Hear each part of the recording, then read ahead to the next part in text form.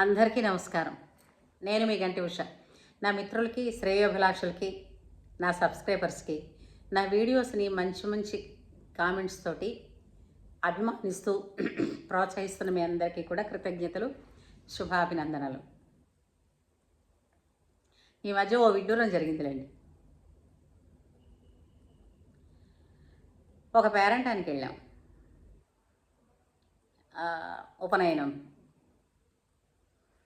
ఉపనయనానికి ఫంక్షన్కి వెళితే అక్కడేమో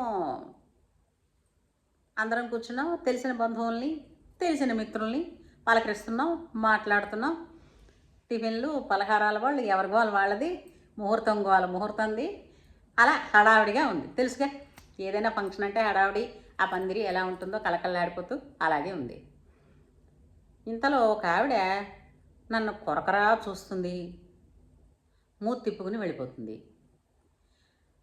ఒకసారి చూశాను, నన్ను కాదులే ఎవరినో అనుకున్నా. మళ్ళీ రెండోసారి చూసా.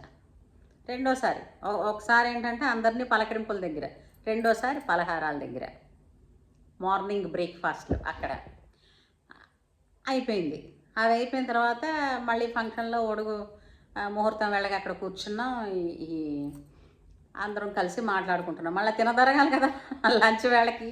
ఈ టిఫిన్లు, ఈ మెక్కిన టిఫిన్లన్నీ అరగాలి కదా లంచ్ వేళకి.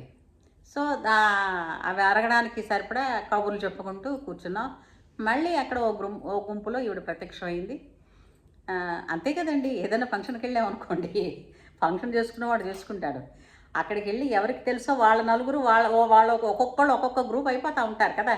ఓ నలుగురు వేసి ఓ గ్రూప్ అయిపోయి ఎవరి గోల వాళ్ళది అలా కబుర్లు చెప్పుకుంటున్నాం. మళ్ళీ ఓ గుంపులో మళ్ళీ ఆవిడ ఎదురుపడి మళ్ళీ కాసేపు అలా చూస్తుంది.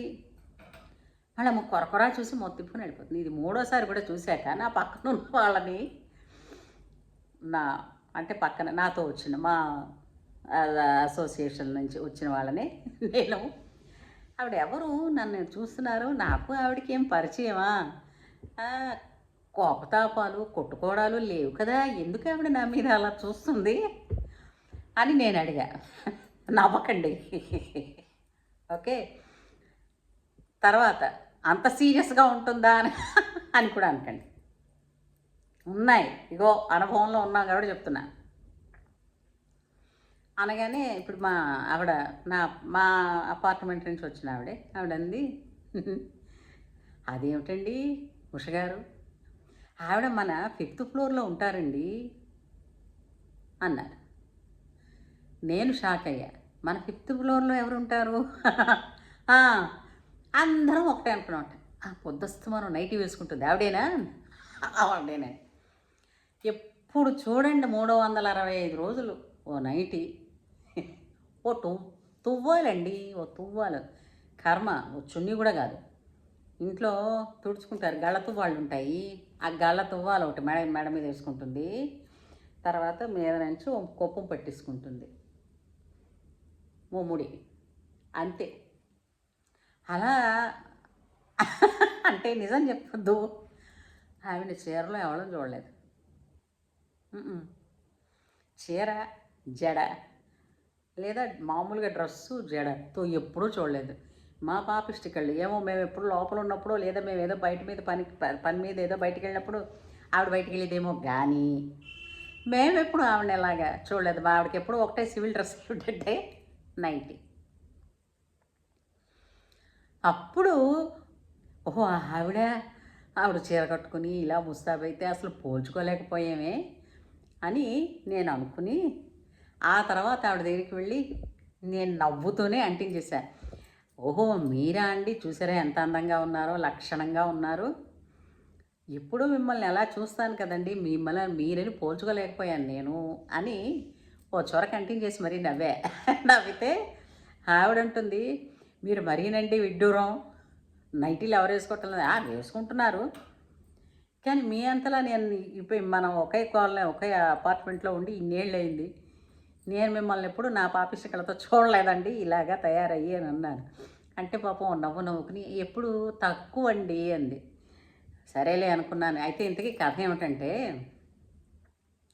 అది కుమాలిన నైటీ అన్నమాట ఎవడు చెప్పాడో కంఫర్ట్ ఉండాలండి. ఉండాలి. ఎంతవరకు కంఫర్ట్ ఉండాలి?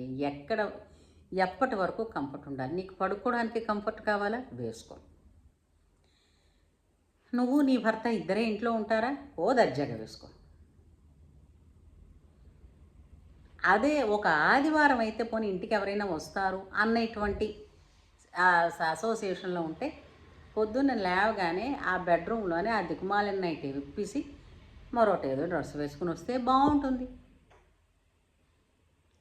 తెల్లవారు లేచి మొగుడు దగ్గర నుంచి, పాలవాడి దగ్గర నుంచి, కూరలవాడి దగ్గర నుంచి ఎవరికైనా ఈ నైటీ దర్శనమే అన్నానని కోపం తెచ్చుకోకండి. దాని పేరు నైటీ కదూ. నైటీ అంటే నైట్ కదూ వేసుకునేది. ఆ నైటీని పగలంతా వేసుకుని ఇంకా నయముండో. ఇంకొక ఆవిడ నాతో చెప్పారు, రోజును కొత్త వస్త్రం కట్టుకుని పూజ చేస్తా అంటే మడిగా ఉండే వస్త్రం కట్టుకుని పూజ చేయాలంటే వీళ్ళ ఆలోచనలు, వీళ్ళ అసాధ్యం దొంగలతోలా నైటీట పెట్టుకోవడం, కొత్త నైటీ. అది సంవత్సరం అంతా కొత్తది ఎలా అవుతుందమ్మా? బోధపడలేదు. అది కట్టుకోవడం, పూజ చేసుకోవడంట. మళ్ళీ దాన్ని ఇప్పేసుకుని మరో నైటీ వేసుకుని వచ్చేయడం.